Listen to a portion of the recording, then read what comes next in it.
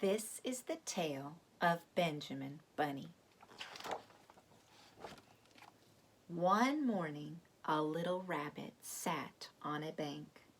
He prickled his ears and he listened to the trit-trot of a pony. A gig was coming along the road. It was driven by Mr. McGregor.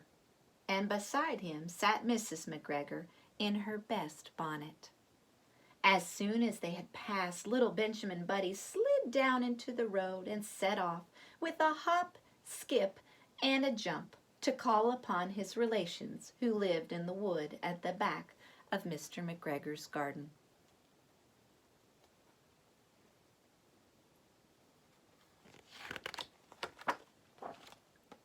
That wood was full of rabbit holes, and in the nearest, sandiest hole of all lived Benjamin's aunt and his cousins, Flopsy, Mopsy, Cottontail, and Peter. Old Mrs. Rabbit was a widow. She earned her living by knitting rabbit wool mittens and muffetees. I once bought a pair at a bazaar. She also sold herbs and rosemary tea and rabbit tobacco, which is what we like to call lavender. Little Benjamin did not very much want to see his aunt.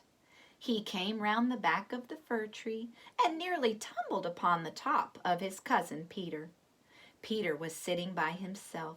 He looked poorly and was dressed in a red cotton pocket handkerchief. "Peter," said little Benjamin Bunny in a whisper, "who has got your clothes?"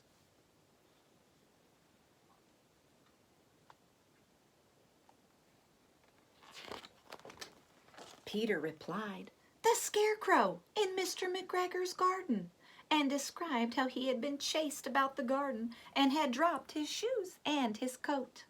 Little Benjamin sat down beside his cousin and assured him that Mr. McGregor had gone out in a gig and that Mrs. McGregor also, and certainly for the day because she was wearing her best bonnet. Peter said he hoped that it would rain. At this point, old Mrs. Rabbit's voice was heard inside the rabbit hole calling, "Cottontail, Cottontail, fetch some more chamomile." Peter said he thought he might feel better if he went for a walk. So they went away hand in hand and got upon the flat top of the wall at the bottom of the wood. From here they looked down into Mr. McGregor's garden. Peter's coat and his shoes were plainly to be seen upon the Scarecrow, topped with an old tam-o'-shanter of Mr. McGregor's. Little Benjamin said, "It spoils people's clothes to squeeze under a gate. The proper way to get in is to climb down a pear tree." Peter fell down head first, but it was of no consequence, as the bed below was newly raked and quite soft. It had been sown with lettuces.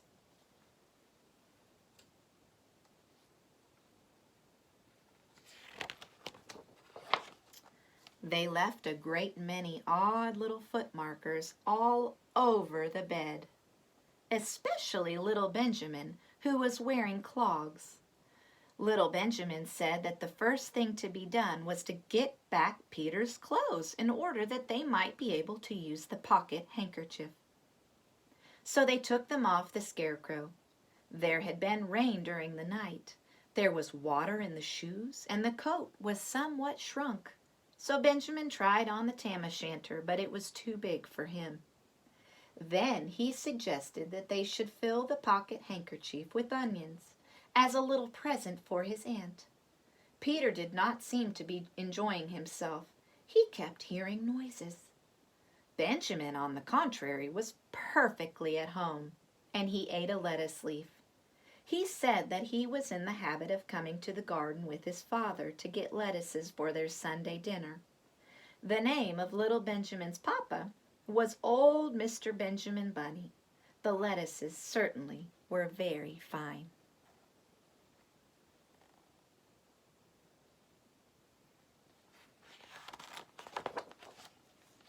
Peter did not eat anything. He said he should like to go home. Presently he dropped half the onions.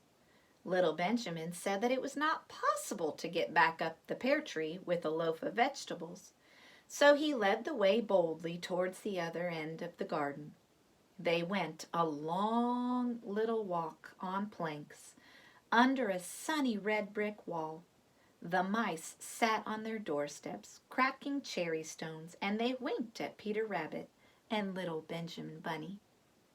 Presently, Peter let the pocket handkerchief go again. They got amongst flower pots and frames and tubs, and Peter heard noises now worse than ever. His eyes were as big as lollipops. He was a step or two in front of his cousin when he suddenly stopped.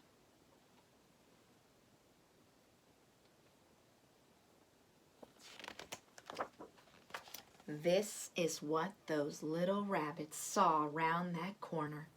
Little Benjamin took one look, and then in half a minute, less than no time, he hid himself and Peter and the onions underneath a large basket.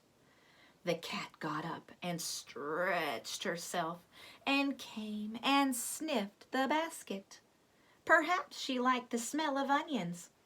Anyway, she sat down upon the top of the basket. She sat there for 5 hours. I cannot draw you a picture of Peter and Benjamin underneath the basket because it was quite dark and because the smell of onions was fearful. Oh, it made Peter Rabbit and little Benjamin cry.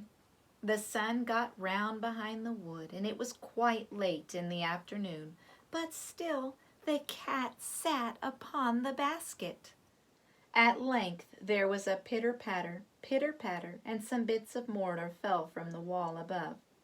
The cat looked up and saw old Mr. Benjamin Bunny prancing along the top of the wall of the upper terrace. He was smoking a pipe of rabbit tobacco and had a little switch in his hand. He was looking for his son, Benjamin Bunny.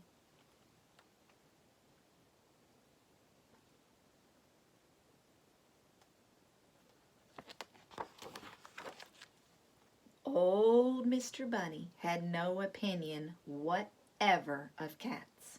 He took a tremendous jump off of the old top of the wall and landed on top of the cat and cuffed it off the basket and kicked it into the greenhouse, scratching off a handful of fur. The cat was too much surprised to scratch back. When old Mr. Bunny had driven the cat into the greenhouse, he locked the door. Then he came back to the basket and took out his son Benjamin by the ears and whipped him with the little switch, and then he took out his nephew Peter. Then he took out the handkerchief of onions and marched out of the garden. When Mr. McGregor returned half an hour later, he observed several things which perplexed him. It looked as though some person had been walking all over the garden in a pair of clogs. Only the foot markers were too ridiculously little. Also, he could not understand how the cat could have managed to shut herself up inside the greenhouse, locking the door upon the outside.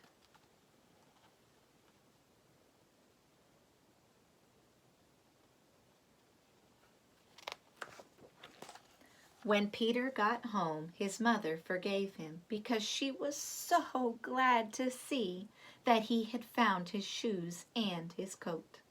Cottontail and Peter folded up the pocket handkerchief, and old Mrs. Rabbit strung up the onions and hung them from the kitchen ceiling, with the bunches of herbs and the rabbit tobacco.